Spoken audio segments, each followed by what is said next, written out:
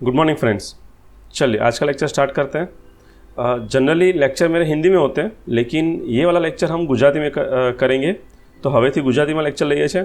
તો paper solution તમને last યરનું છે, આ થર્મલ એન્જિનિયરિંગ 1 2022 પેપર સોલ્યુશનની અંદર ક્વેશ્ચન્સ આના આન્સર્સ આપેલા છે। તમે જ્યારે આન્સર્સ કરો તો લખવાની ટેવ પાડો, જો લખશો તો યાદ જલ્દી રહેશે। સો નોટ ડાઉન એવરીથિંગ, જે પણ એક્સપ્લેન કરું છું નોટ ડાઉન બસ। એન્ડ ક્વેશ્ચનના આન્સર જે આપેલા છે એના સિવાય જો હું કંઈ સમજાવું તો એ સમજવું જરૂરી છે એ આન્સર માટે। સો don't skip it, note down everything. Okay, તો સ્ટાર્ટ ક્યાંથી કરીશું? ક્વેશ્ચન 1થી સ્ટાર્ટ કરીએ આપણે। જે શોર્ટ ક્વેશ્ચન છે તે, ચલો પેપર છે અત્યારે 2022। તો ફર્સ્ટ ક્વેશ્ચન લઈએ આપણે, શોર્ટ ક્વેશ્ચન જે આપેલા છે તેમાં। તો first question is define pure substance and throttling process. તો પહેલી ડેફિનેશન આપેલી છે પ્યોર સબસ્ટન્સથી। તો વોટ ઇઝ પ્યોર સબસ્ટન્સ? તો વોટ ઇઝ પ્યોર સબસ્ટન્સ? દરેક જગ્યાએ એક સરખી રીતે એકરૂપ અને સંતુલિત રાસાયણિક બંધન ધરાવતા દ્રવ્યને પ્યોર સબસ્ટન્સ કહે છે। મતલબ વોટર હોય તમારી પાસે તો water is a pure substance, એની અંદર કોઈ કેમિકલ કોઈ રિએક્શન કે એવું કંઈક થતું નથી। કોઈ જનરલી આ એક્ઝામ્પલ સિસ્ટમ માટે હોય છે કે એક સિસ્ટમ લઈએ, સિસ્ટમની અંદર પાણી છે, પણ જો પાણી સાથે ચૂનાનો પથ્થર હોય તો એ શું થશે? બંને વચ્ચે એક કેમિકલ રિએક્શન્સ ચાલુ રહેશે। મતલબ that is it is not stable, એ સ્ટેબલ ના કહી શકીએ આપણે એને। સો એવા સબસ્ટન્સ કે જે સ્ટેબલ કન્ડિશનમાં છે, જેમાં કોઈ રાસાયણિક પ્રક્રિયા થઈ નથી રહી, તો એને આપણે શું કહીશું? પ્યોર સબસ્ટન્સ કહીશું। અહીંયા એક એક્ઝામ્પલ આપેલું છે હવા। હવા એકચ્યુઅલી શું છે? તો ડિફરન્ટ એલિમેન્ટ્સનું મિક્સચર છે, મતલબ નાઇટ્રોજન છે, ઓક્સિજન છે, બધા એની અંદર છે, પણ તો પણ આપણે એને શું કહીશું? પ્યોર સબસ્ટન્સ કહીશું। સો તમારે આ ક્વેશ્ચનમાં શું લખવાનું છે? ડેફિનેશન્સ ઓનલી, આટલેથી આટલે સુધી। સો દરેક જગ્યાએ એક સરખી રીતે એકરૂપ અને રાસાયણિક સંતુલિત રાસાયણિક બંધન ધરાવતા દ્રવ્યને શું કહીશું? આપણે પ્યોર સબસ્ટન્સ કહીશું। ઓકે, સો નેક્સ્ટ ડેફિનેશન જે છે દેટ ઇઝ થ્રોટલિંગ। આનો 1 માર્ક હતો। નાવ થ્રોટલિંગ પ્રોસેસ માટે વાત કરીએ તો what is throttling process? Throttling process generally AC, આપણા જે એસી છે, રેફ્રિજરેટર છે, બધા થ્રોટલિંગ પ્રોસેસ પર કામ કરે છે એકચ્યુઅલી। સો ડિફાઇન કીને કરીશું પહેલાં તો એક પાઇપ લઈએ, પાઇપની અંદર એક નાનું હોલ આપેલું હોય, એક વચ્ચે એક ડિસ્ક છે, એમાં એક નાનું હોલ છે। Suppose one sided high pressurise fluid છે। જો આ હાઈ પ્રેશરાઇઝ ફ્લુઇડ નાના હોલમાંથી પાસ થાય તો સેકન્ડ સાઇડ એનું પ્રેશર ડ્રોપ થશે। એનું પ્રેશર શું થશે? ડ્રોપ થશે। મતલબ જ્યારે ફ્લુઇડ હાઈ પ્રેશરાઇઝ રિજનમાંથી, જ્યારે પ્રેશર હાઈ હોય એક એવા રિજનમાંથી જ્યાં પ્રેશર હાઈ છે અને લો પ્રેશર તરફ જાય, મતલબ કે લો પ્રેશર થાય તો એ જે પ્રોસેસ છે એને આપણે શું કહીશું? થ્રોટલિંગ પ્રોસેસ કહીશું। Repeat, The process of throttling involves utilization of throttle valve to change a high pressure fluid into a low pressure fluid। मतलब જ્યારે high pressure fluid low pressure ફ્લુઇડમાં કન્વર્ટ થાય તો એ પ્રોસેસને શું કહેવાય? Throttling process. આની એક શરત એવી છે કે enthalpy must be constant, H1 is equal to H2। So આ લખવું તમારે જરૂરી છે। The throttling process is defined as a process in which there is a no change in enthalpy from state 1 to another state। Okay, સો તમારે આટલું લખવાનું છે। અને પ્રોસેસ, થ્રોટલિંગ પ્રોસેસ કોને કહીશું? કે જ્યારે high pressure fluid two low pressure fluid conversion થાય તો એ આપણે પ્રોસેસને શું કહીશું? થ્રોટલિંગ પ્રોસેસ કહીશું। સો this is four second mark, એટલે તમારો બીજો 1 માર્ક આમાંથી મળશે તમને। સો આ ડેફિનેશન જ લખવાની છે। So you must write H1 is equal to H2 અને pressure high pressure two low pressure conversion જે પ્રોસેસ છે એને આપણે થ્રોટલિંગ પ્રોસેસ કહીશું। નેક્સ્ટ ક્વેશ્ચન છે તમારો, સ્ટીમ પાવર પ્લાન્ટમાં સુપરહીટિંગના હેતુ જણાવો। હવે સુપરહીટ સ્ટીમ વિશે આપણે આગળ વાત કરી ચૂક્યા છે। આગળના મારા લેક્ચર તમે જોયા હોય તો એમાં સુપરહીટિંગ વિશે આપણે વાત કરેલી હતી। So what is superheating? જ્યારે સ્ટીમ એના સેચ્યુરેશન ટેમ્પરેચર કરતાં ઉપર જાય તો એને આપણે શું કહીશું? સુપરહીટ કહીશું। જેમ કે 1 બાર પ્રેશર હોય તો 1 બાર પ્રેશર માટે સેચ્યુરેશન ટેમ્પરેચર શું છે? તો કે ઓલમોસ્ટ 100 ડિગ્રી સેન્ટીગ્રેડ। ઓકે, 1 બાર માટે 100 degree centigrade that is your saturation temperature પર। તો હવે 1 બાર કન્ડિશન પર જો ટેમ્પરેચર મોર ધેન 100 હોય, એટલે કે સપોઝ 120 ડિગ્રી, તો that is your superheat temperature. મતલબ સ્ટીમ જો સુપરહીટ હોય તો શું એડવાન્ટેજ મળે?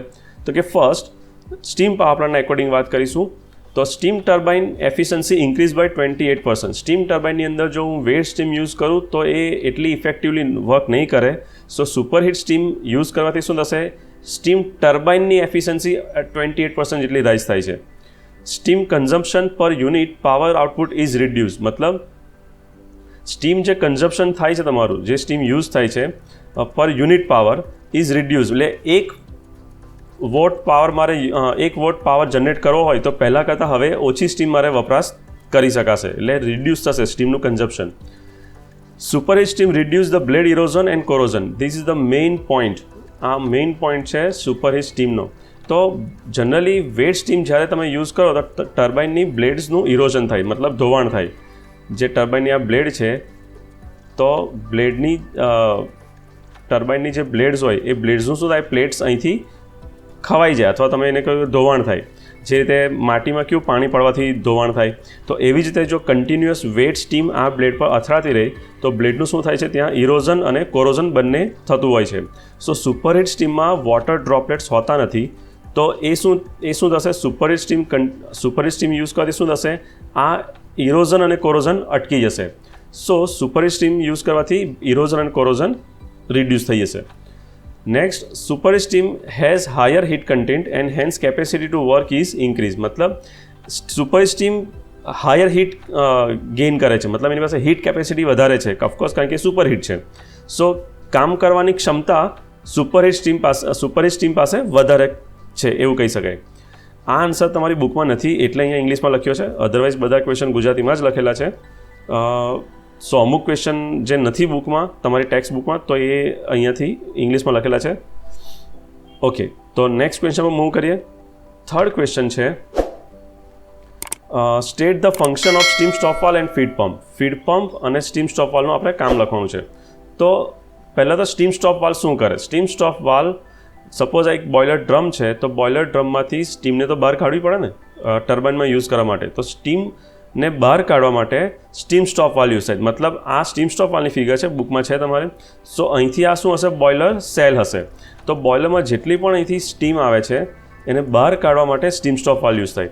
સો સ્ટીમને બહાર લઈ જવાનું, બહાર જતી બંધ કરવાનું અને એને નિયંત્રિત કરવાનું, એટલે કે એને કંટ્રોલ કરવાનું કામ કોણ કરે છે, સ્ટીમ સ્ટોપવાલ.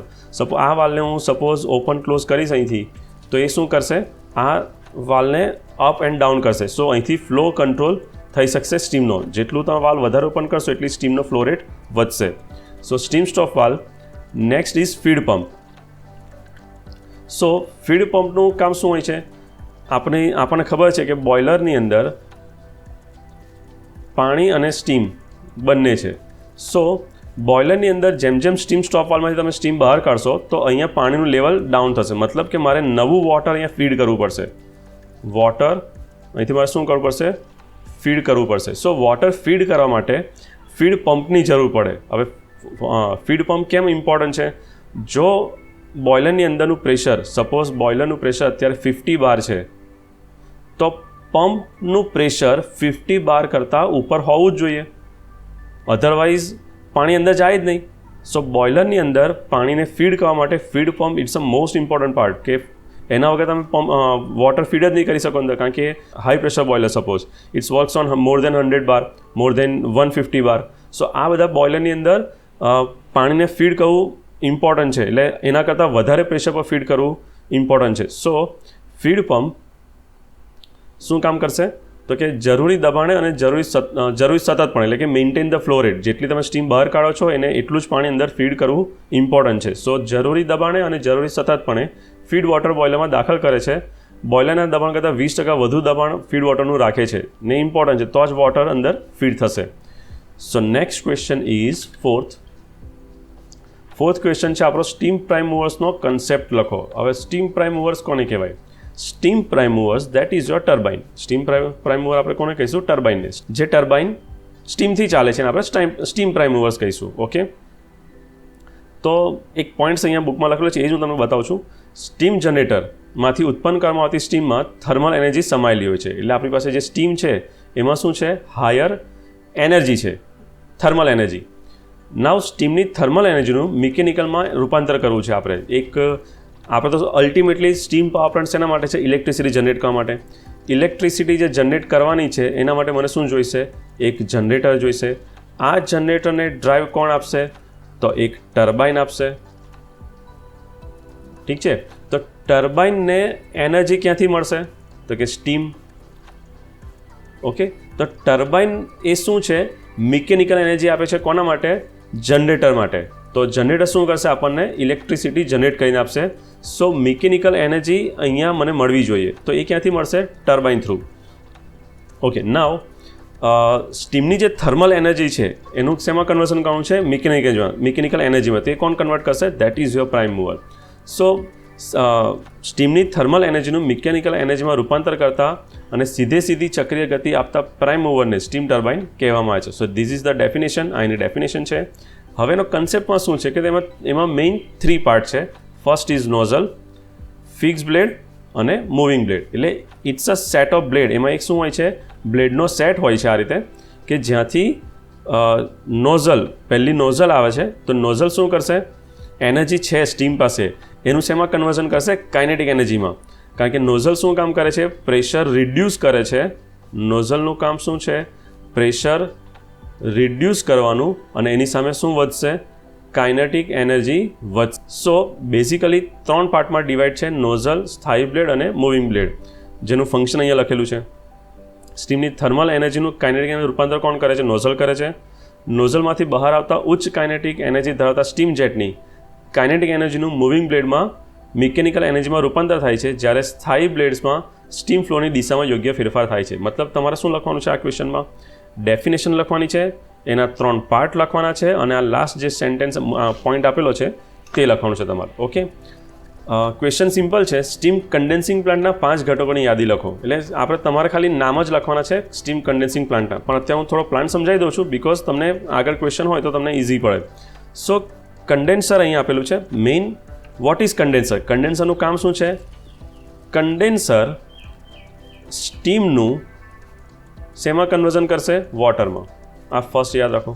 સ્ટીમનું વોટરમાં કન્વર્ઝન કરે છે, દેટ ઇઝ કન્ડેન્સેશન પ્રોસેસ. અને શું કહીશું આપણે? કન્ડેન્સેશન પ્રોસેસ, જેને આપણે કહે છે કે જે ડિવાઇસમાં થાય છે એને આપણે કન્ડેન્સર કહીશું. હવે સ્ટીમ ગરમ છે, સ્ટીમ પાસે હાઈ થર્મલ એનર્જી છે. મારે એ શું કરવી પડશે? એબ્ઝોર્વ કરીશ તો જ એ વોટરમાં કન્વર્ટ થશે. આપણે ગુજરાતીમાં ઠારવું કહીએ ને. તો સ્ટીમમાંથી એનર્જી ગેઇન કરવાની છે, મેળવવાની છે. સો એના માટે આપણે શું યુઝ કરીએ? સપોઝ અહીંથી હું ઠંડુ પાણી પાસ કરું, કુલિંગ વોટર, તો સ્ટીમમાંથી હીટ એબ્ઝોર્વ કોણ કરશે? આ ઠંડુ પાણી હીટ એબ્ઝોર્વ કરશે, અને જે બહાર નીકળશે એ શું થઈને નીકળશે? ગરમ થઈને નીકળશે. પણ સ્ટીમનું કન્વર્ઝન શેમાં થઈ જશે? વોટરમાં થઈ જશે. ક્લિયર છે આટલું? રિપીટ. સ્ટીમને હું શું પાસ કરીશ? સ્ટીમમાંથી એક ઠંડુ પાણી પાસ કરો, અને આપણને શું મળશે? ગરમ પાણી થઈને બહાર આવશે, પણ સ્ટીમનું કન્વર્ઝન શેમાં થશે? વોટરમાં. So this is the device that is condenser. હવે આ ઠંડા પાણીને સર્ક્યુલેટ કરવા માટે મને એક પંપ જોઈશે. એ આ પંપ છે. નેક્સ્ટ, ઠંડુ પાણી ગરમ થઈને બહાર આવ્યું. હવે આ ગરમ પાણીને મારે શું કરવું પડશે? પાછું ઠંડુ તો કરવું પડશે, કારણ કે મારી પાસે કંઈ નવું પાણી નથી. કોઈ પ્લાન્ટ છે તો નદી હોય તો નદીમાંથી નવું પાણી લઉં, નદીમાં ગરમ પાણી છોડ દઉં, પણ પોલ્યુશન કંટ્રોલ બોર્ડ મને એની પરમિશન નહીં આપે. સો એના માટે મને એક ડિવાઇસ જોશે, દેટ ઇઝ કુલિંગ ટાવર. એટલે ગરમ થયેલું પાણી ક્યાં જશે? કુલિંગ ટાવરમાં જશે. ત્યાંથી સ્પ્રે કરવાનું, અને એ ક્યાં જશે? નીચે. સો એ શું થશે? નીચે આવતા ઠંડુ થઈ જશે, અને એ જ પાણી પાછું સર્ક્યુલેટ કરીશું. સો બેઝિકલી કન્ડેન્સિંગ પ્લાન્ટના મેઇન પાર્ટ તો તમારે એક કુલિંગ ટાવર અને એક pump, circulating pump, that is a main part. Now આ જે પાણી છે એ પાણી મને કેવું જોઈશે? વોટર ટ્રીટમેન્ટ કરેલું, મતલબમાં ચોખ્ખું અથવા ક્ષાર વગરનું પાણી જોઈએ. સો WTP પ્લાન્ટ આપેલો છે અહીંયા, વોટર ટ્રીટમેન્ટ પ્લાન્ટ. ત્યાર પછી એક રિઝર્વોયર છે. ઓફકોર્સ નદીમાંથી પાણી એવરી ટાઈમ જેટલું પાણીથી વેપોરાઇઝ થશે તો મને નવું પાણી અંદર એડ કરવું પડશે. સો એક સોર્સ જોઈશે કે જ્યાંથી હું પાણી લઈ શકું, દેટ ઇઝ રિવર. અધરવાઇઝ કોઈ કેનાલ, કોઈ પણ સિસ્ટમ હોઈ શકે આની જગ્યાએ. સો રિવર, એક હોટવેલ, વોટર ટ્રીટમેન્ટ પ્લાન્ટ અને કુલિંગ ટાવર. કન્ડેન્સિંગ આપણો જે કન્ડેન્સર વોટર છે એનો એક પંપ હશે, કુલિંગ વોટરનો એક પંપ જોઈશે. પછી કન્ડેન્સરની જે સાયકલ છે એને ચલાવવા માટે શું જોઈશે? કન્ડેન્સેટ પંપ મને અલગથી જોઈશે. સમટાઈમ કદાચ આ સાયકલમાં મારે પાણી નથી એડ કરવું, મને મેઇન સિસ્ટમમાં પાણી એડ કરવું હોય તો વોટર ટ્રીટમેન્ટ પ્લાન્ટ અહીંયા 2 આપેલો છે, એના માટે ફરીથી એક હોટવેલ આપેલું છે. સો these are the main parts of condensing plant.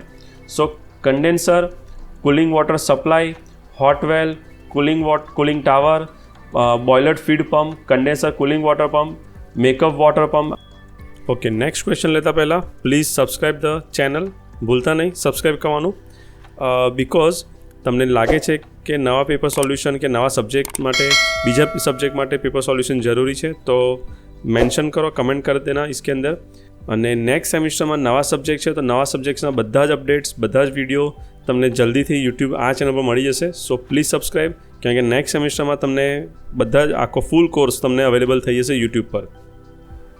6th question is air કોમ્પ્રેસરના સંદર્ભમાં નીચેના પદોની વ્યાખ્યા આપો. Volumetric efficiency and clearance volume.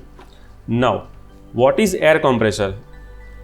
Air compressor મતલબ એવું ડિવાઇસ જે હવાને કમ્પ્રેસ કરીને પ્રેશર વધારી આપે. મતલબ તમે ટાયરમાં જે હવા ભરાવા જાઓ છો તો ત્યાં જે ડિવાઇસ મૂકેલું છે પંચરવાળા ત્યાં, તો એ શું છે? આપણું એર કમ્પ્રેસર છે.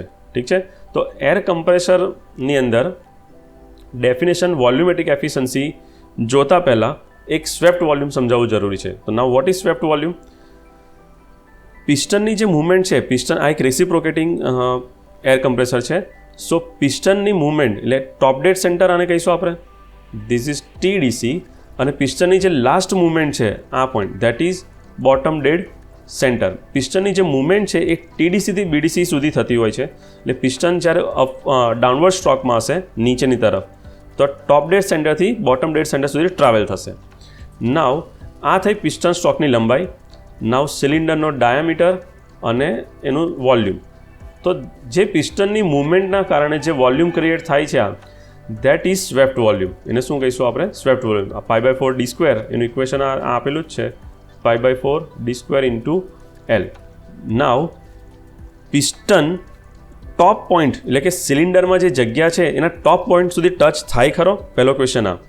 તો કે એ ટચ ના થાય. રીઝન કે વાલ્વને ઓપન ક્લોઝ થવા માટે એક તો જગ્યા જરૂરી છે, અને જો છેક ઉપર સુધી ટચ થાય તો હવાનું વોલ્યુમ કોઈ દિવસ 0 થવાનું નથી.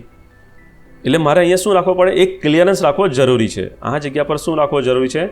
ક્લિયરન્સ રાખવો જરૂરી છે. ઓકે, ક્લિયરન્સ વોલ્યુમ કોને કહેવાશે? જે ટોટલ વોલ્યુમ છે સિલિન્ડરનું, જે ટોટલ વોલ્યુમ છે માઇનસ સ્વેપ્ટ વોલ્યુમ. એટલે પિસ્ટનની જે મૂવમેન્ટના કારણે જે વોલ્યુમ મળે છે તેને આપણે શું કહીશું? Swept volume. સો total volume minus swept volume, એને આપણે શું કહીશું? ક્લિયરન્સ વોલ્યુમ કહીશું. સો એક ડેફિનેશન તમને અહીંયા છે જ, ક્લિયરન્સ વોલ્યુમ, તેની ડેફિનેશન આપેલી છે. પણ ક્લિયરન્સ વોલ્યુમની જ્યારે પણ તમે ડેફિનેશન લખો ને તો સ્વેપ્ટ વોલ્યુમને પહેલાં સ્પેસિફાઈ કરવું જરૂરી છે. સો સ્વેપ્ટ વોલ્યુમની ડેફિનેશન લખ્યા પછી નીચે તમે લખી શકો કે clearance volume is equal two total cylinder volume minus swept volume. Clearance વોલ્યુમમાં ઓનલી આ લખશો તો માર્ક નહીં મળે તમને. સ્વેપ્ટ વોલ્યુમને તમને સ્પેસિફાઈ કરવું પડશે. જરૂરી હોય તો ફિગર પણ ડ્રો કરી શકો એક સિમ્પલ આ રીતે.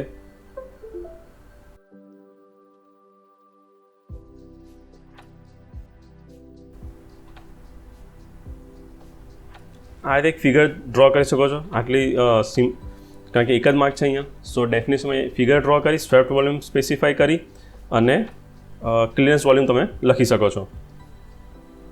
ચલો નેક્સ્ટ ઇઝ વોલ્યુમેટ્રિક એફિશિયન્સી. તો વોલ્યુમેટ્રિક એફિશિયન્સીની સિમ્પલ ડેફિનેશન જ છે, effective swept volume divide by swept volume. પ્રતિ સાયકલે સિલિન્ડરમાં દાખલ થયેલા હવાનું વાસ્તવિક કદ અને સ્વેપ્ટ વોલ્યુમના ગુણોત્તરને એર કમ્પ્રેશનની વોલ્યુમેટ્રિક ક્ષમતા કહે છે. સિમ્પલ ભાષામાં કહું તો સિલિન્ડરની અંદર, suppose this is the cylinder, તો સિલિન્ડરની અંદર જે હવા એકચ્યુઅલી ઇનલેટ થાય તે વોલ્યુમ અને આ મિકેનિકલ મતલબમાં એક એકચ્યુઅલ વોલ્યુમ જે અત્યારે સપોઝ આનું વોલ્યુમ સપોઝ અત્યારે છે 100 સેન્ટીમીટર ક્યુબ. ઓકે, બટ અંદર જે હવા એન્ટર થાય છે તે 100 સેન્ટીમીટર ક્યુબ કરતાં ઓછી હોય. મતલબ એનું વોલ્યુમ સપોઝ 80 છે. So this is your volumetric efficiency. તો effective swept volume divide by swept volume, એને શું કહીશું આપણે? વોલ્યુમેટ્રિક એફિશિયન્સી કહીશું. ચલો નેક્સ્ટ ઇઝ એર કોમ્પ્રેસરના હેતુ જણાવો. Purpose of the air compressor. Okay, તો એર કોમ્પ્રેસરનું કામ શું? બસ તમને એટલું પૂછ્યું છે, working principle of the air compressor. So air કોમ્પ્રેસરનો મુખ્ય હેતુ ઇચ્છિત દબાણ સુધી હવાનું દબાણ વધારવાનો છે. મતલબ ડિઝાયર્ડ પ્રેશર તમને જે જોઈએ છે એ પ્રેશર સુધી તમને કમ્પ્રેસ કરીને આપવાનું, હવાને કમ્પ્રેસ કરીને આપવાનું કામ કોણ કરે છે? Air compressor. ઓકે, એઝ્યુમ કે તમારે વ્હીકલમાં હવા ભરાવી છે તો ત્યાં પ્રેશર રેન્જ 30 to 40 રિક્વાયર્ડ છે. સો જે કમ્પ્રેસર છે એની અંદર પ્રેશર સેટ સપોઝ 50 કરેલું છે, મતલબ એના કરતાં વધારે પ્રેશર શેમાં હશે? ટેન્કમાં પ્રેશર મને જરૂરી છે. સો 50નું પ્રેશર જો સેટ કરેલું હોય તો that is your desired pressure. મતલબ એર કમ્પ્રેસર એક પાવર કન્ઝ્યુમિંગ ડિવાઇસ છે. વાતાવરણમાંથી હવા ખેંચીને દબાણપૂર્વક બંધ રિસીવર ટેન્કમાં ધકેલે છે. આ ક્રિયાને કારણે બંધ રિસીવર ટેન્કમાં ક્રમશઃ હવાનું પ્રેશર વધતું જાય છે. તેથી આપેલા ચોક્કસ કદની રિસીવર ટેન્કમાં સમાયેલી હવાનું દબાણ પણ ક્રમશઃ વધતું જાય છે. મતલબ એક ટેન્કની અંદર compressor, suppose this is the compressor, આ કમ્પ્રેસર છે તો કમ્પ્રેસર શું કરશે?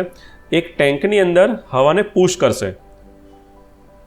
જેમ જેમ એ પુશ કરશે તેમ તેમ આ ટેન્કની અંદર હવાનું વોલ્યુમ વધતું જશે. એટલે વોલ્યુમ આની અંદર શું થશે? વધતું જશે. અને વોલ્યુમ વધવાને કારણે એનું પ્રેશર પણ શું થશે? રાઇઝ થશે. કારણ કે જગ્યા છે ને એને તમે અંદર હવાને પુશ કરો છો. સો કમ્પ્રેસર કશું નહીં, એક એરને પુશ કરે છે કન્ટિન્યુઅસલી એક ટેન્કની અંદર, જેથી એનું પ્રેશર વધતું જાય છે. So this is the basic એનો પ્રિન્સિપલ આપેલો છે અહીંયા. તો આ તમારે પ્રિન્સિપલ લખવાનો છે અહીંથી આ સુધીનો. ડેફિનેશન છે કન્ડક્શન અને thermal conductivity. So what is conduction? Generally heat transfer થવાના 3 મોડ છે. જનરલી હીટ એક જગ્યાએથી બીજી જગ્યાએ જવાના 3 મોડ છે. First is conduction, next is convection અને થર્ડ ઇઝ રેડિયેશન. આ 3 મોસ્ટ ઇમ્પોર્ટન્ટ ડેફિનેશન છે જે વારે ઘડે પૂછાય જ છે. અત્યારે કન્ડક્શન છે, કદાચ બીજા પેપરમાં કન્વેક્શન કે રેડિયેશન હશે. સો કન્ડક્શન કોને કહીશું? જ્યારે કોઈક મેટલની અંદર અથવા સોલિડ વસ્તુની અંદર એક છેડો આપણે ગરમ કરીએ તો બીજો છેડો જેનો ગરમ થાય છે, તો આ જે મોડ છે ટ્રાન્સફર થવાનો હીટનો, ધેટ ઇઝ કન્ડક્શન. રિપીટ, જ્યારે હીટ ટ્રાન્સફર કોઈ સોલિડ કે એની અંદર થતી હોય તેને આપણે શું કહીશું? કન્ડક્શન કહીશું. એક્ઝામ્પલ ડેફિનેશન વાંચીએ. એક જ પદાર્થમાં જ્યારે ઉષ્મા ઊંચા તાપમાન તરફથી નીચા તાપમાન તરફ વહન પામે છે ત્યારે શું કહેવાય છે? કન્ડક્શન. અહીંયા એક જ પદાર્થમાં લખવું જરૂરી છે. ધાતુઓમાં પરમાણુના ઇલેક્ટ્રોનના ડિફ્યુઝનના લીધે અધાતુઓમાં પ્રવાહીમાં પરમાણુના વાઇબ્રેશનના લીધે જનરલી કન્ડક્શન થતું હોય છે. એક્ઝામ્પલ, સપોઝ અહીંથી જે અણુ છે, આનો મોલેક્યુલ અથવા અણુ, તો એ એક જગ્યાએથી બીજી જગ્યાએ મૂવ થવાનું નથી. જનરલી એરની અંદર શું થાય છે કે આ મોલેક્યુલ અહીંથી ખસી જાય, બટ જે અણુઓ છે મેટલના અથવા અધાતુના, તે શું કરે છે? પોતાની એનર્જી વાઇબ્રેટ થઈને અથવા તો જે ફ્રી ઇલેક્ટ્રોન્સ છે એના થ્રુ ટ્રાન્સમિટ કરે છે. સો આપણે એને શું કહીશું? કન્ડક્શન કહીશું. નેક્સ્ટ, આમાં આ લાઇનની જરૂર નથી અહીંયા. So you can write definition from this point two this point. Okay. Next is thermal conductivity. Thermal conductivity એટલે શું? તો કે એકમ સમયમાં એકમ આડછેદવાળા પદાર્થમાંથી 1 ડિગ્રી તાપમાનના તફાવતને લીધે કન્ડક્શન દ્વારા હીટ એનર્જી વિનિમય થાય તેને થર્મલ કન્ડક્ટિવિટી કહે છે. થોડી સાદી ભાષામાં સમજાવું છું. આને ઇરેઝ કરી દઈએ આપણે. જ્યારે સપોઝ એક વોલનું એક્ઝામ્પલ લઈએ. This is the wall. આ એક વોલ છે. નાઉ હીટ ટ્રાન્સમિટ કરવાની છે આ એન્ડથી આ બાજુના એન્ડ સુધી. તો એકમ સમયમાં, એટલે કે 1 સેકન્ડમાં આપણે એઝ્યુમ કરીએ, 1 સેકન્ડમાં, ઠીક છે, second is 1 second, time is 1 second. એકમ આડછેદ મતલબ આની અંદર એક એરિયા લઈએ 1 મીટર બાય 1 મીટર સ્ક્વેર, એટલે કે 1 મીટર સ્ક્વેર લઈએ, 1 મીટર બાય 1 મીટર. તો આ એરિયામાંથી, એટલે આપણો એરિયા શું થયો? 1 મીટર સ્ક્વેર. પદાર્થમાંથી 1 ડિગ્રી તાપમાનના તફાવતના લીધે, એટલે સપોઝ આ બાજુ ટેમ્પરેચર છે અત્યારે 50 ડિગ્રી અને આ બાજુ ટેમ્પરેચર છે 51 ડિગ્રી. એટલે હવે ટેમ્પરેચરનો ડિફરન્સ કેટલો થયો? બોથ સાઇડ 1 ડિગ્રીનો ટેમ્પરેચર ડિફરન્સ થયો. જે હીટ એનર્જી ટ્રાન્સમિટ થશે, એટલે કે આટલા એરિયામાંથી જેટલી હીટ ટ્રાન્સફર થશે second side, that is the thermal conductivity of the material. એટલે આ મટીરિયલની કન્ડક્ટિવિટી કે ડિફાઇન આ રીતે કરી શકાય. રિપીટ કહું છું. સપોઝ આ વોલ એલ્યુમિનિયમની છે, તો એલ્યુમિનિયમમાંથી હીટ ટ્રાન્સફર થવી તે, અને આની જગ્યાએ એક બ્રિક છે એટલે ઈંટોનું કન્સ્ટ્રક્શન છે, તો એમાંથી જે હીટ ટ્રાન્સફર થશે તે બેમાંથી કોનામાં વધારે હીટ ટ્રાન્સફર થઈ શકશે? તો ઓફકોર્સ એલ્યુમિનિયમમાં. સો તમને ખબર છે કે એલ્યુમિનિયમની થર્મલ કન્ડક્ટિવિટી વધારે છે બ્રિક્સ કરતાં, કારણ કે એ વધારે હીટ ટ્રાન્સમિટ કરશે 1 સેકન્ડની અંદર 1 મીટર સ્ક્વેરની અંદર અને 1 ડિગ્રીના તાપમાન તફાવતના કારણે. સો ધીસ ઇઝ ધ એક યાદ રાખવા માટે એક કોન્સેપ્ટ સમજાવું છું. તમારે ડેફિનેશન તો આ જ યાદ રાખવાની છે. તો વોટ ઇઝ થર્મલ કન્ડક્ટિવિટી? એકમ સમયમાં એકમ આડછેદવાળા એટલે કે એરિયા પદાર્થમાંથી 1 ડિગ્રી તાપમાનના તફાવતને કારણે કંડક્શન દ્વારા જે હીટ એનર્જી ટ્રાન્સમિટ થાય છે એને આપણે શું કહીશું? Thermal conductivity. Okay, that is denoted by K. Okay, next that is okay next અહીંયા ક્વેશ્ચન છે સારા ઇન્સ્યુલેટર્સના 4 ગુણધર્મો, બટ આ અત્યારે સિલેબસમાંથી સ્કીપ કરીએ છીએ, સિલેબસમાં નથી, સો આને સ્કીપ કરીએ છીએ. નેક્સ્ટ ઇઝ બ્લેક બોડી અને એમિસિવ પાવરની વ્યાખ્યા. તો what is black body? Black બોડીનો મતલબ બ્લેક કલર હોવું જરૂરી નથી, અહીંયા પણ લખેલું છે, હું તમને કહું છું.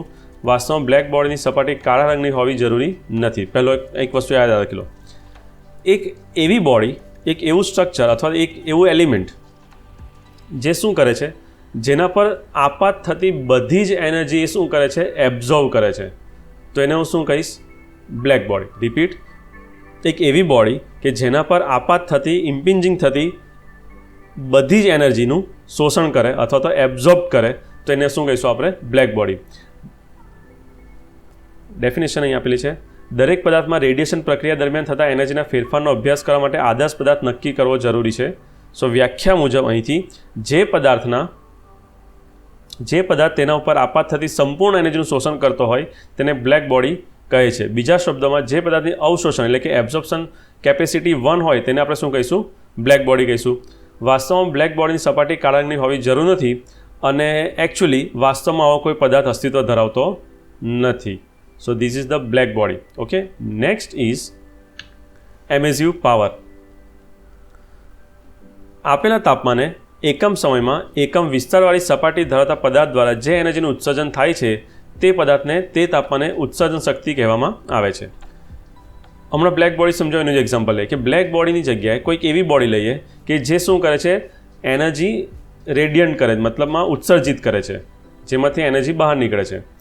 સો કોઈ ચોક્કસ તાપમાને એટલે 50 ડિગ્રી ટેમ્પરેચર એક્ઝ્યુમ કરીએ, એકમ સમયમાં એટલે કે ચલો 1 સેકન્ડમાં એકમ વિસ્તારવાળી સપાટી એટલે કે આની કોઈક સરફેસમાંથી લઈએ આપણે એક રેક્ટેંગલ બોડી લઈએ અથવા એક સ્ક્વેર બોડી લઈએ કે 1 મીટર સ્ક્વેર એરિયા, તો એમાંથી જેટલી હીટ એનર્જી બહાર નીકળે છે અત્યારે અથવા જેટલી એમિસિવ થાય છે તો એને આપણે શું ઉત્સર્જન થાય છે તો એને શું કહીશું? આપણે એમિસિવ પાવર કહીશું એ બોડીનો, જે બોડીને આપણે ડિફાઇન કરી રહ્યા છે.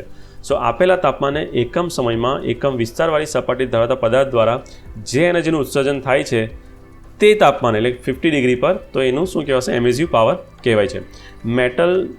એક મેટલ લઈએ આપણે અને એક સ્ટીલ છે, સ્ટીલ અત્યારે હાઈ ટેમ્પરેચર પર છે, ગરમ, સપોઝ એ લાલ તમને દેખાતી હોય ગરમ ભઠ્ઠીમાંથી બહાર કાઢ્યા પછી, તો એની એમિસિવ પાવર કેવો હશે? વધારે હશે ઓફકોર્સ, કારણ કે એનું ટેમ્પરેચર હાઈ છે. અને એની જગ્યાએ કોઈ કોલ્ડ બોડી છે તો એનું એમિસિવ પાવર કેવો હશે? ઓછો હશે. So this is the emissive power અથવા ઉત્સર્જન શક્તિ કહી શકીએ આપણે. ચલો, તો અહીં તમારા ફર્સ્ટ ક્વેશ્ચન 1 ઇઝ કમ્પ્લીટેડ. અહીં તમારું ક્વેશ્ચન 1 કમ્પ્લીટ થાય છે. ક્વેશ્ચન 2 પર જઈશું. ચલો, ક્વેશ્ચન 2ની વાત કરીએ. ક્વેશ્ચન 2ની અંદર ક્વેશ્ચન 2A ક્વેશ્ચન છે give the equations for enthalpy of wet steam, dry saturated steam અને સુપરહીટ સ્ટીમ. તો આના માટે લેક્ચર મેં તમને એક રેકોર્ડેડ લેક્ચર છે જે સારી રીતે સમજાવેલું છે કે આ ઇક્વેશન કેવી રીતે બને છે અને ઇક્વેશન કેવી રીતે યાદ રાખવા. સો એટ પ્રેઝન્ટ અત્યારે મને જે ઇક્વેશન પૂછેલા છે એન્થાલ્પીના જ ઇક્વેશન છે. અહીંયા ટેબલ જે આપેલું છે તમારી બુકમાં એ આખું જ ટેબલ બતાવેલું છે, પણ અહીંયા ઇક્વેશન એન્થાલ્પી, વોલ્યુમ અને સ્પેસિફિક એન્ટ્રોપી ત્રણેયના છે. તો અત્યારે ફર્સ્ટ જે છે વેટ સ્ટીમ, તેનું ઇક્વેશન આપેલું છે HF પ્લસ XHFG. સો તમારે શું લખવાનું છે? ભીની વરાળ વેટ સ્ટીમ, એનું equation that is HF plus XHFG. Next is dry saturated steam, તો એનું ઇક્વેશન HF પ્લસ HFG.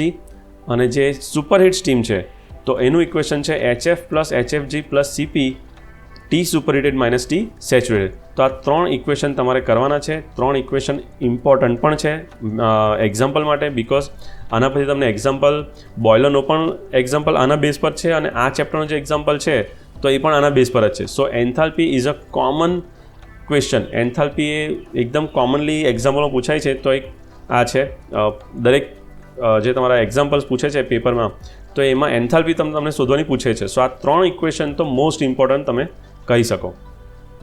તો યાદ રાખવા જરૂરી છે અને ઇઝી 3 માર્ક્સ તમે બેઠા જ ખાલી ઇક્વેશન લખો, આ 3 માર્ક્સ તમને મળી જશે અહીંથી. ચલો નેક્સ્ટ ક્વેશ્ચન ઇઝ, તો ક્વેશ્ચન છે એક્ઝામ્પલ 3 માર્ક્સનું એક્ઝામ્પલ છે આ, જેનું દબાણ 15 બાર અને ડ્રાયનેસ ફ્રેક્શન 0.85 હોય તો તેવી સ્ટીમની એન્થાલ્પી એન્ટ્રોપી શોધો અને મોલ્ય ચાર્ટનો ઉપયોગ કરો અને સ્કેચ ડ્રો કરો. તો અહીંયા મોલ્ય ચાર્ટનો સ્કેચ ડ્રો કરવાનો છે. મોલ્ય ડાયાગ્રામ જે પ્રિન્ટેડ છે તે અહીંયા આપેલો છે.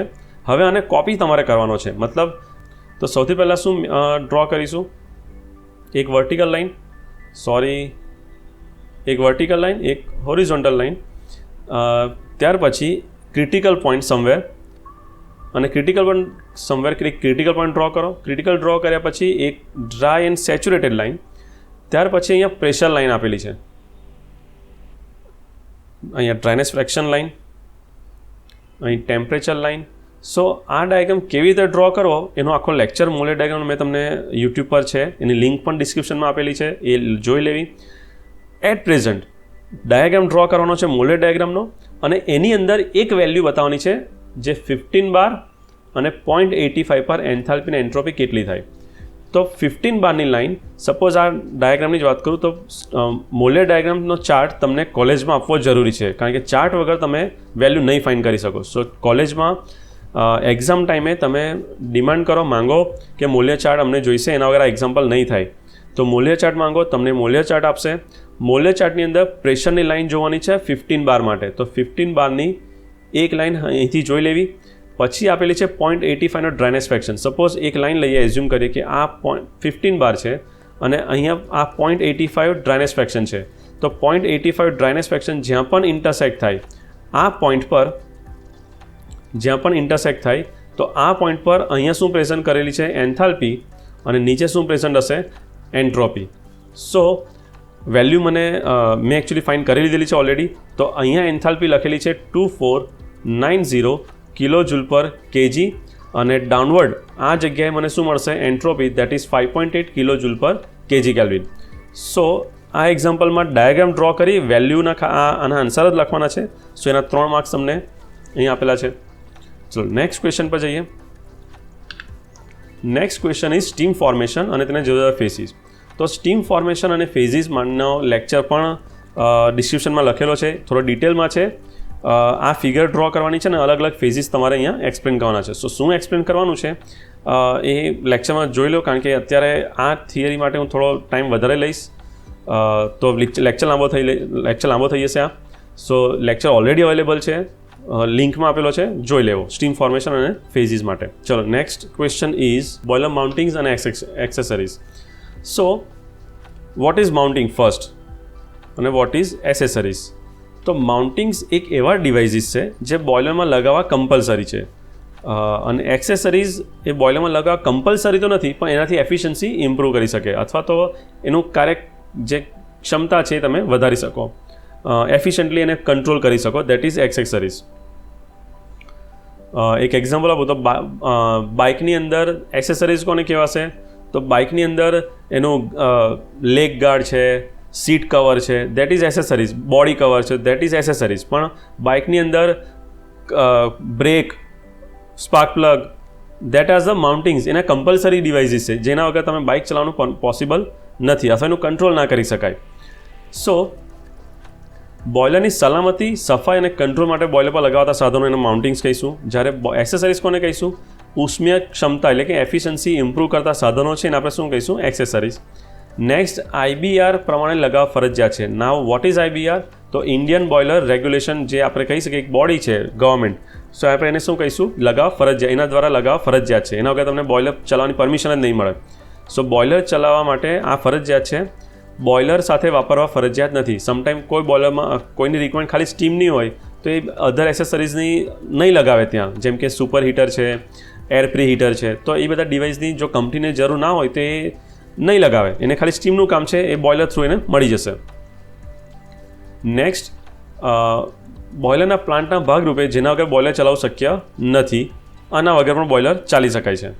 બોઇલરની કિંમતમાં તેનો સમાવેશ થાય છે અને બોઇલરની કિંમતમાં તેનો સમાવેશ થતો નથી. મતલબ તમે જ્યારે બોઇલર પરચેસ કરો, સપોઝ મને કીધું છે કે 2 લાખનું બોઇલર છે, તો એની અંદર માઉન્ટિંગ્સ ઇન્ક્લુડ જ હોય, પણ જ્યારે બોઇલરની કિંમતમાં super heater, air pre heater એ તમે એડ ઓન કરાવી શકો.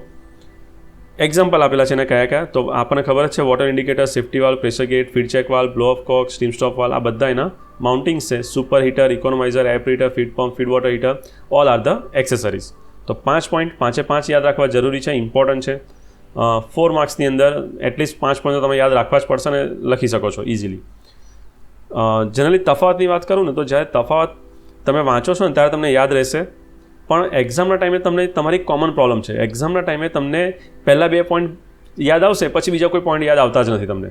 સો આનો બેસ્ટ ઉપાય છે નોટ ડાઉન. તમે તફાવત કે જે પોઈન્ટ વાઇઝ આપેલા છે, ફાયદા, ગેરફાયદા, લક્ષણો જે પણ છે, તો એને નોટ ડાઉન કરો, એને લખો 1 2 3 4 નંબર આપીને, તો જ તમને યાદ રહેશે. અધરવાઇઝ આવી રીતના વાંચી જવાથી તમને યાદ રહેવાના નથી. સો આ અત્યારે તફાવત જ્યારે પણ કરો તો એક પેજ અથવા એક નોટમાં એને લખતા જાઓ. ચલો નેક્સ્ટ, બેબકોક વિલ્કોક્સ બોઇલર. તો બેબકોક વિલ્કોક્સ બોઇલર 4 માર્ક્સમાં છે. હવે આ ફિગર ઇઝીલી કેવી રીતે ડ્રો કરું એનો લેક્ચર ડિસ્ક્રિપ્શનમાં લખેલો છે. જે પણ લેક્ચર અત્યારે આપેલા છે તો એ ડિસ્ક્રિપ્શનમાંથી જોઈ લેવા, કારણ કે આમાં ફિગર ડ્રો કરવા માટે ટાઈમ કન્ઝ્યુમિંગ છે, ટાઈમ જોઈશે. તો ફિગર કેવી રીતે ડ્રો કરવી અને શું સમજાવવું તે લેક્ચરમાં સમજાવેલું છે. રિપીટ, આ ક્વેશ્ચનની અંદર તમારે શું કરવાનું છે, એક ફિગર ડ્રો કરવાની છે અને કયા પોઈન્ટ્સ લખવાના છે તે લેક્ચરમાં આપેલું છે, જોઈ લેવો.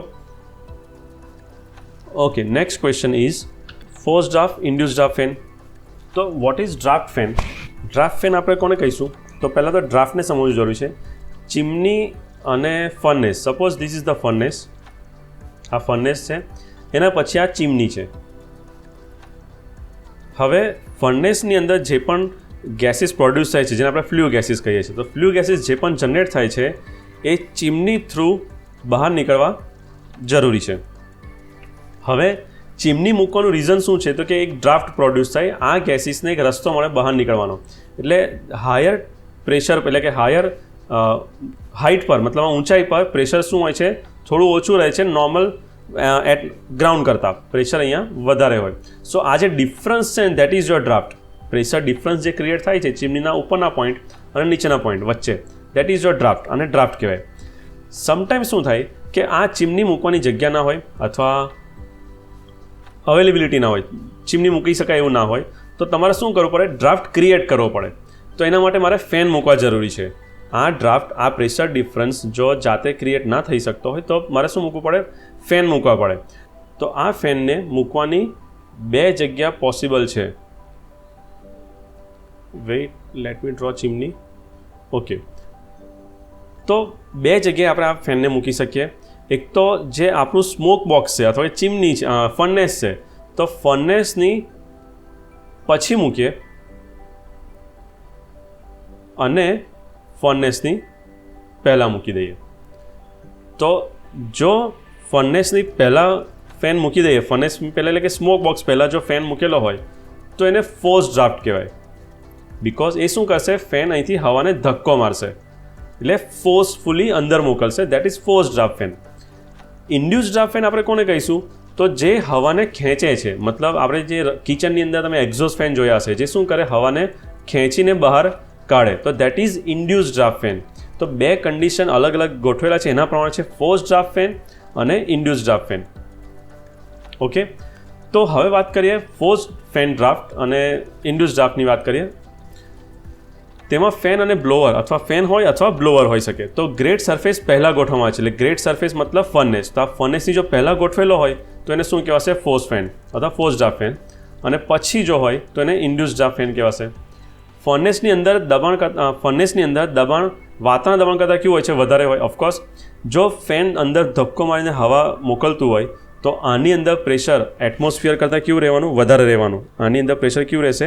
વધારે હશે જ્યારે ધક્કો મારીને મોકલે ત્યારે. અને અપોઝિટ કે ઇન્ડ્યુસ ડ્રાફ્ટમાં ઓફકોર્સ શું રહેશે, અહીંયા કરતાં ઓછું રહેશે કારણ કે શક કરે છે, હવાને ખેંચીને બહાર કાઢે છે. ફોર્સ ડ્રાફ્ટમાં ફેન અને બ્લોવર પર તાજી હવા બોઇલરમાં સિસ્ટમમાં ધકેલે છે. ફોર્સ મતલબ ફેન પરથી જે હવા પાસ થાય છે એ ફ્રેશ એર, ઠંડી હવા પાસ થાય છે. જ્યારે ઇન્ડ્યુસ ડ્રાફ્ટમાં શું થાય છે, એના પરથી સ્મોક બોક્સ એટલે કે સ્મોક બોક્સમાંથી ફ્લ્યુ ગેસીસ પાસ થાય છે. એટલે આના પર જે ગેસીસ પાસ થાય છે એમાં જો કોલ ફાયર્ડ હોય, કોલસાથી ચાલતી ફર્નેસ હોય તો એમાં શું હોઈ શકે, ડસ્ટ હોઈ શકે અથવા તો એશ હોઈ શકે, ફ્લાય એશ જેને કહીએ. તો there are many gases pass from the induced fan. હવે આ રીઝનના લીધે શું થશે, એક પોઈન્ટ લખેલો છે કે આ રીઝનના લીધે ઉપરોક્ત કારણે લીધે ફોર્સ ફેનની કેપેસિટી ઇન્ડ્યુસ ડ્રાફ્ટ ફેન કરતાં ઓછી રાખવામાં આવે છે તથા રચના સિમ્પલ હોય છે. એટલે એક સાદો ફેન મૂકી દો અહીંયા, હું એક સિમ્પલ ફેનની ડિઝાઇન મૂકી દઉં તો પણ અહીંયા એ ચાલે એવી છે. પણ આ ફેનની મારે સ્પેશિયલી બ્લેડ શું કરવી પડશે, ડિઝાઇન કરવી પડશે જેથી એ હવાને ખેંચી શકે. નેક્સ્ટ પોઈન્ટ, તાજી ઠંડી હવા હેન્ડલ કરતો હોવાથી ફેનને કુલિંગ સિસ્ટમની જરૂર નથી. જે ફોર્સ ડ્રાફ્ટ ફેન છે એના પર હવા કેવી પાસ થાય છે, ફ્રેશ એર, ઠંડી વાતાવરણની જે હવા છે તે જ પાસ થાય, એટલે આને કુલિંગ સિસ્ટમની કોઈ રિક્વાયર નથી. જ્યારે ઇન્ડ્યુસ ફેન પરથી કઈ હવા પાસ થાય છે, ગરમ હવા પાસ થાય છે, એટલે આને કુલિંગ સિસ્ટમની એક જરૂર પડતી હોય છે. ઓકે, નેક્સ્ટ પોઈન્ટ આપેલો છે ફર્નેસ. સપોઝ ફર્નેસનો ડોર છે અને ડોર હું ઓપન કરું, જ્યારે ફોર્સ ડ્રાફ્ટ ફેન છે અને હું જો ફાયર બોક્સનો ડોર ઓપન કરીશ તો ત્યાં પ્રેશર વધારે હોવાના લીધે શું થશે, ગેસીસ અહીંથી બહાર આવશે, એટલે ફ્લ્યુ ગેસીસ ત્યાંથી બહાર નીકળશે. જ્યારે હું ડોર ઓપન કરું ત્યારે શેની અંદર, ફોર્સ ડ્રાફ્ટ ફેનની અંદર, એટલે આગની જ્વાળાઓ તથા ગરમ ફ્લ્યુ ગેસીસ બહાર આવે છે અને અકસ્માત કરી શકે છે. ઇન્ડ્યુસ ડ્રાફ્ટ ફેનમાં એ પોસિબલ નથી. રીઝન કે જ્યારે ઇન્ડ્યુસ ફેન ડ્રાફ્ટનો તમે ફર્નેસનો ડોર ઓપન કરો તો ગેસીસ અંદરની તરફ જશે કારણ કે હવા ખેંચે છે. સો ખુલ્લા ફાયર ડોર તેમજ લીકેજના અન્ય સ્થળોમાંથી ઠંડી હવા અંદર તરફ જાય છે જેથી ફર્નેસનું તાપમાન ઘટે છે. ટેમ્પરેચર ઘટશે ફર્નેસનું, બટ એક્સિડન્ટ થવાના ચાન્સીસ એની અંદર નથી. સો આટલા પોઈન્ટ્સ આપેલા છે, 6 પોઈન્ટ છે, યાદ રાખી શકો છો. 6 એ 6 યાદ રહે એવા જ છે, એમાંથી ઇઝી છે. સો 4 માર્ક્સમાં આ પણ થિયરી તમારે યાદ રહી જાય એવી છે. ક્વેશ્ચન છે ભારતીય બોઇલર એક્ટ વિશે ટૂંકમાં સમજાવો. તો આ ક્વેશ્ચન તમારા સિલેબસમાં નથી તો એને હમણાં સ્કીપ કરીશું આપણે આ ક્વેશ્ચનને. This is not in syllabus. Next question છે જેટ કન્ડેન્સર અને સરફેસ કન્ડેન્સર વચ્ચેનો તફાવત આપો. સો પહેલાં કન્ડેન્સર કોને કહેવાય તે આપણે આગળ જોયું. કન્ડેન્સર મતલબ જે સ્ટીમનું કન્ડેન્સેશન જે કરી આપે એ ડિવાઇસને આપણે શું કહીશું, કન્ડેન્સર કહીશું. તો કન્ડેન્સેશન બે રીતે કરી શકાય. કન્ડેન્સેશન કરવા માટે સપોઝ આ કન્ડેન્સરની અંદર સ્ટીમ જ્યારે દાખલ થાય તો એની સાથે કુલિંગ વોટરને મિક્સ કરી દેવું. અહીંથી શું મિક્સ કરીશું આપણે, કુલિંગ વોટર. તો મિક્સ થયા પછી જે સ્ટીમ છે એ શું થશે, કન્ડેન્સેટમાં કન્વર્ટ થશે, મતલબ પાણી થઈ જશે, બની જશે, બંનેનું મિક્સચર અહીંથી બહાર આવશે. That is jet condenser. આ સિમ્પલ ભાષામાં સમજાવું છું અત્યારે. That is jet condenser. જ્યારે સરફેસ કન્ડેન્સરમાં બંનેનો ઇનડાયરેક્ટ કોન્ટેક્ટ હોય, મતલબમાં આની અંદર ટ્યુબ્સ આપેલી છે કન્ડેન્સરમાં અને આ ટ્યુબમાંથી શું પાસ કરો, સ્ટીમ.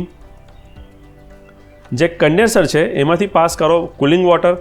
તો at the other end cooling water ગરમ થઈને બહાર આવશે અને ટ્યુબની અંદર સ્ટીમ શેમાં કન્વર્ટ થશે, પાણીમાં, એટલે કે વોટરમાં કન્વર્ટ થાય. સો આ બેનો ડાયરેક્ટ કોન્ટેક્ટ હોતો નથી. That is surface condenser. હવે જ્યારે ડિફરન્સ લખવાનો હોય તો અહીંયા પોઈન્ટ્સ વધારે આપેલા છે એટ પ્રેઝન્ટ, તો તમે સિમ્પલ ભાષામાં લખી શકો છો કે જેટ કન્ડેન્સરની ડિઝાઇન સિમ્પલ અને મેન્ટેનન્સ કેનો નિભાવ ખર્ચ ઓછો છે. અહીંયા લખેલો છે મેન્ટેનન્સ ખર્ચ ઓછો છે. એના કમ્પેરમાં સરફેસ કન્ડેન્સરની ડિઝાઇન કોમ્પ્લિકેટેડ છે અને એનો મેન્ટેનન્સ અથવા ઇનિશિયલ કોસ્ટ પણ એની વધારે છે. ઓછા કુલિંગ પાણીની જરૂર પડશે કારણ કે ડાયરેક્ટ કોન્ટેક્ટ છે. આમાં પાણી વધારે જરૂર પડશે તમને સરફેસ કન્ડેન્સરમાં. ઓછી જગ્યા રોકે છે, સાઇઝ નાની હોય છે. આની જગ્યા વધારે મોટું છે કારણ કે ઇનડાયરેક્ટ કોન્ટેક્ટ હોવાને કારણે સાઇઝ વધારે મોટી હોવી જરૂરી છે જેથી કન્ડેન્સેશન સારા પ્રમાણમાં થઈ શકે. જેથી સાઇઝ મોટી હોય છે, જગ્યા વધારે રોકે છે. નેક્સ્ટ, લિમિટેશનની અંદર કુલિંગ પાણી શુદ્ધ હોય ત્યાં જ વાપરી શકાય છે. જ્યારે આની અંદર એવી લિમિટેશન નથી, તે છતાં આમાં પણ શુદ્ધ પાણી જ વપરાય છે. પણ જેટ કન્ડેન્સરની અંદર જે કુલિંગ વોટર આપણે મિક્સ કરીએ છીએ એ કમ્પલસરી શુદ્ધ હોવું જરૂરી છે કારણ કે આ જ પાણી પછી બોઇલરમાં યુઝ થવાનું છે. સો કુલિંગ વોટર આમાં ટ્રીટેડ હોવું જરૂરી છે. આમાં નહીં હોય તો ચાલી શકાય છે. ઓછું શૂન્યાવકાશ પેદા થાય છે, આમાં વધારે શૂન્યાવકાશ પેદા થાય છે, જેથી ટર્બાઇનની એફિશિયન્સી વધે છે, એટલે કે દક્ષતા ઓછી છે અને આમાં દક્ષતા એફિશિયન્સી થોડી વધારે મળે છે. સો બધા પોઈન્ટ લખવાની જરૂર નથી. આમાં શૂન્યાવકાશ જે છે તે 66 સેન્ટીમીટર ઓફ એચજી મળે છે, આમાં 75 એચજી જેટલું મળે છે તમને. તો હીટ ટ્રાન્સફર રેટ આમાં વધુ છે, આમાં ઓછો છે. તો આ બધા પોઈન્ટ્સ તમે ડિસ્ક્રાઇબ કરી શકો છો એઝ અ ડિફરન્સની અંદર. ઓકે, ચલો નેક્સ્ટ ક્વેશ્ચન. આ તફાવતની વાત કરું તો આ ક્વેશ્ચન 3 માર્ક્સનો હતો. 3 માર્ક્સની અંદર તમે એટલીસ્ટ 6 પોઈન્ટ તમે લખશો, that is enough four difference.